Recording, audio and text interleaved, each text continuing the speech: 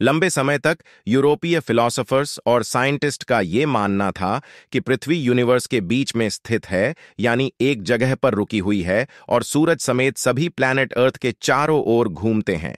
Waste में universe की ये भूकेंद्रित अवधारणा ईसा पूर्व दूसरी शताब्दी में टाइनलेमी के समय से ही प्रचलित थी। 1512 में निकोलस कोपरनिकस ने अपना heliocentric theory of planet motion को पेश किया, जिसका दावा था कि सूरज बीच में मोशनलेस है और प्लैनेट्स इसके चारों ओर घूमते हैं। 1609 में जर्मन साइंटिस्ट जोहान्स केपलर ने एस्ट्रोनोमिया नोवा पब्लिश किया, जिसमें उन्होंने ये नतीजा निकाला कि प्लैनेट न सिर्फ सूरज के चारों ओर घूमते हैं, बल्कि वो अपनी धुरी पर अनियमित गति से भी घूमते हैं। इस इल्म से यूरोपीय साइंटिस्ट के लिए सोलर सिस्टम और रात और दिन की तरतीब को सही तरीके से बयान करना मुमकिन हुआ। इन खोजों के बाद ये सोचा गया कि सूरज स्थित है और अर्थ की तरह अपनी धुरी पर नहीं घूमता। इससे रिलेटेड कुछ कुरान की आयातों पर गौर करें तो कुरान में चैप्टर नंबर 21 सूरह अल-अनबिया की आयत नंबर 33 में अल्लाह कहता है कि वही अल्लाह है जिसने रात और दिन और सूरज और चांद को बनाया।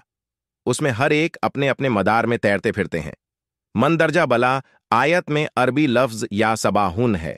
ये लफ्ज सबाह लफ्ज से लिया गया है। ये अपने साथ गति का ख्याल रखता है जो किसी भी गतिशील पिंड से आता है।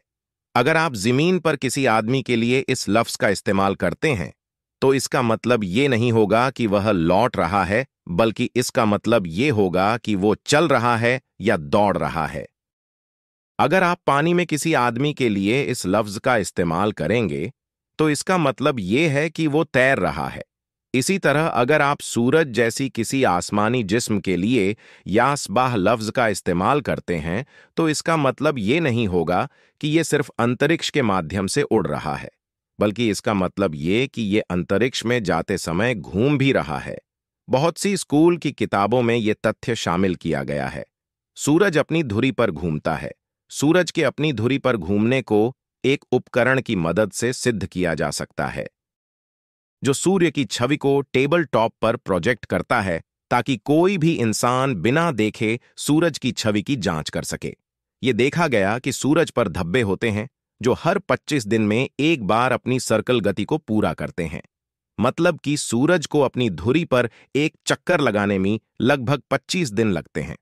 दर हकीकत सूरज यूनिवर्स में लगभग 150 मील प्रति सेकंड की रफ्तार से यात्रा करता है और हमारी मिल्की वे गैलेक्सी के केंद्र के चारों ओर एक चक्कर पूरा करने में लगभग 200 मिलियन साल लेता है। कुरान में चैप्टर नंबर 36 सूरह यासीन की आयत नंबर 40 में अल्लाह कहता है कि ना तो सूरज की ये मजाल है कि वो चांद को जा पकड़े और ना रात दिन से आगे निकल सकती है, और ये सब अपने अपने मदार में तैर रहे हैं। ये आयत आधुनिक एस्ट्रोनॉमी द्वारा खोजे गए एक आवश्यक तथ्य का उल्लेख करता है, मतलब सूरज और चांद की अलग अलग कक्षाओं का वजूद और उनकी अपनी गति से यूनिवर्स में यात्रा। सूरज अपने साथ सोलर सिस्टम को लेकर जिस निश्चित जगह की तरफ यात्रा करता है, आधुनिक एस्ट्रोनॉमी के जरिए उसका ठीक ठीक पता लगाया गया है। इसे एक नाम दिया गया है सोलर एपेक्स सोलर सिस्टम। वास्तव में अंतरिक्ष में हेरेक्युलिस तारामंडल अल्फा लायरा में स्थित एक बिंदु की ओर बढ़ रहा है जिसमें एक सटीक मुकाम मजबूती से कायम है।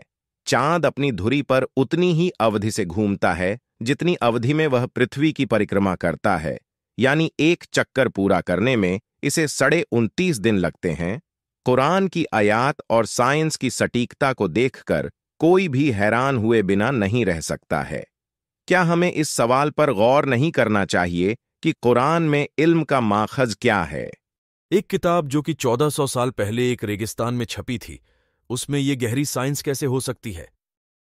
अगर आप ऐसी ही और भी इंटरेस्टिंग वीडियो देखना चाहते हैं तो हमारे चैनल को सब्सक्राइब करें और लाइक और शेयर करना ना भूलें।